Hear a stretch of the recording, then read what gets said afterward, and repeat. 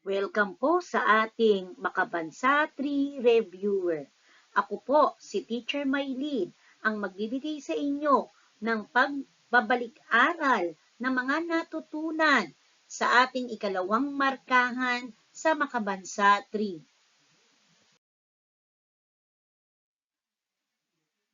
Simulan na natin ang ating review quiz B. Handa na ba kayo mga bata?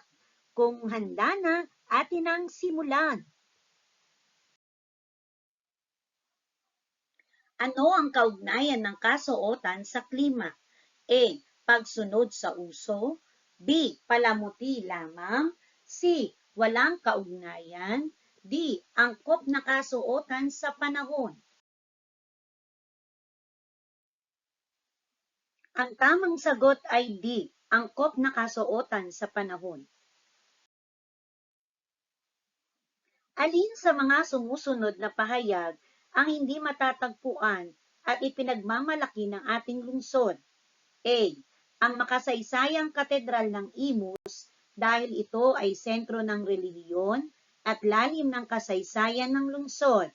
B. Ang langgonisang Imus dahil ito ay isang pinagmamalaking produkto ng lungsod. C.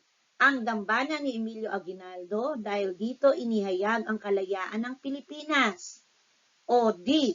Ang mga selebrasyon ng labanan sa Imus at labanan sa Alapan dahil dito nagsimula ang tagumpay ng mga Pilipino laban sa mga mananakop.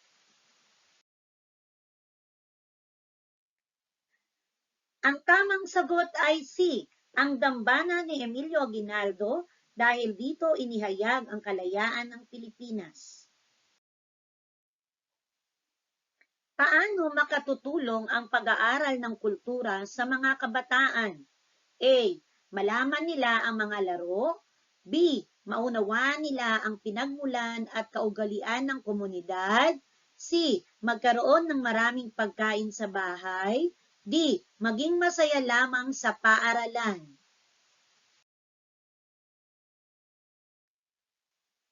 Ang tamang sagot ay B. Maunawaan nila ang pinagmulan at kaugalian ng komunidad.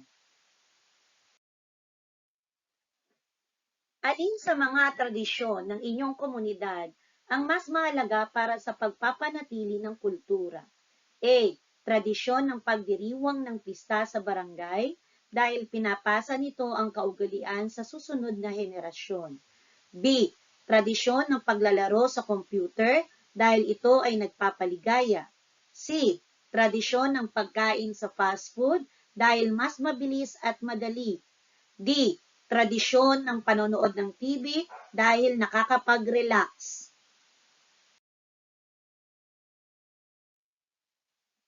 Ang tamang sagot ay A. Tradisyon ng pagdiriwang ng pista sa barangay dahil pinapasa nito ang kaugalian sa susunod na henerasyon. Alin sa mga sumusunod ang paraan ng pagpapakita ng ginawa ng bayaning lokal sa klase? A. Pagbibigay ng simpleng paliwanag sa kanyang ginawa. B. Pagsulat ng kwento tungkol sa ibang bansa. C. Pagkopya ng gawa ng iba. D. Paglalaro ng video games.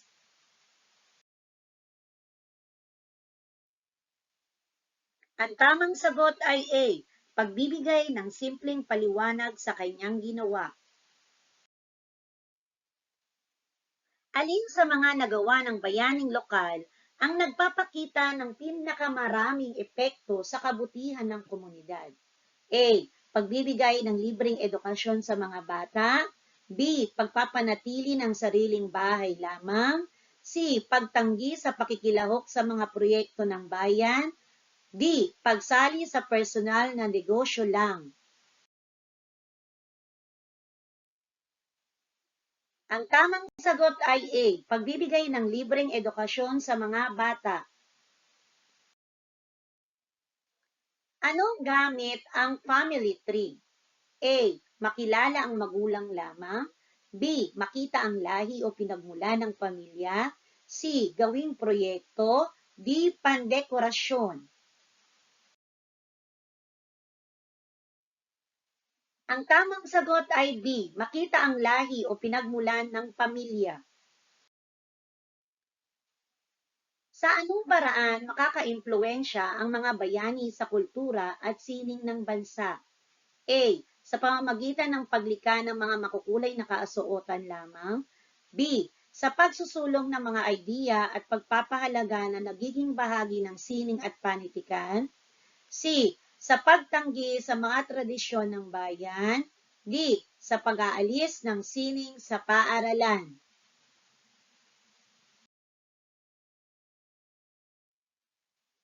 Ang tamang sagot ay B. Sa pagsusulong ng mga idea at pagpapahalaga na nagiging bahagi ng sining at panitikan. Paano mo masusuri kung aling proyekto ang pinakaangkop gawin gamit ang recycled materials? A. Banig gamit ang mga lumang balat ng candy. B. Poster gamit ang pintura. C. Basket mula sa mga gamit na papel. D. Tula.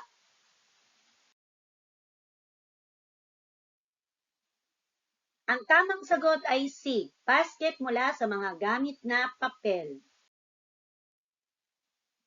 Alin sa mga sumusunod ang hindi dahilan kung bakit mahalaga ang wikang kinagisnan? A. Nagbibigay ito ng pagkakakilanlan sa isang tao at bansa. B. Natutulungan itong maipasa ang kultura sa susunod na henerasyon. C. Ito ang tanging wika na ginagamit sa buong mundo. D. Nagpapalalim ito sa pag-unawa sa sariling komunidad. Ang tamang sagot ay C. Ito ang tanging wika na ginagamit sa buong mundo. Alin ang pinakamainam na gawing proyekto para maipakita ang kultura ng inyong lugar? A. Paggawa ng larawan ng inyong pamilya. B. Pagkopya ng gawa ng iba. C. Pagpapakita ng tradisyonal na laro o pagkain sa inyong klase. D. Pag-iwas sa mga kaugalian. Ang tamang sagot ay C. Pagpapakita ng tradisyonal na laro o pagkain sa inyong klase.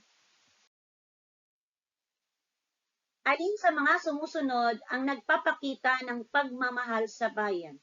A. Pagsunod sa batas at pakikilahok sa mga proyekto ng komunidad. B. Paglalagay ng basura sa kalsada. C. Pag-iwas sa mga aktibidad ng paaralan. D. Pagkopya ng gawa ng iba. Ang tamang sagot ay pagsunod sa batas at pakikilahok sa mga proyekto ng komunidad. Kung bibigyan ka ng pagkakataon na bumuo ng proyekto sa komunidad, alin sa mga sumusunod ang pinakamahusay na paraan upang maipakita ang pagmamahal sa bayan? A. Pag-iwas sa pakikilahok sa mga lokal na gawain. B. Pagpapabaya sa mga proyekto ng pamahalaan. C. Pag-alis sa bansa upang doon tumira.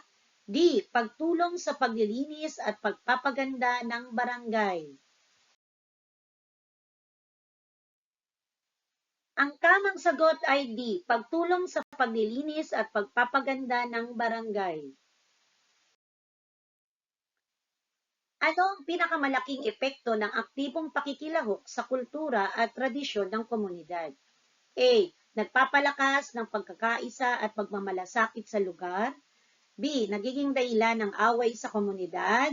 C. Nagkakaroon ng pagtatalo at awayan. D. Wala itong epekto sa kultura.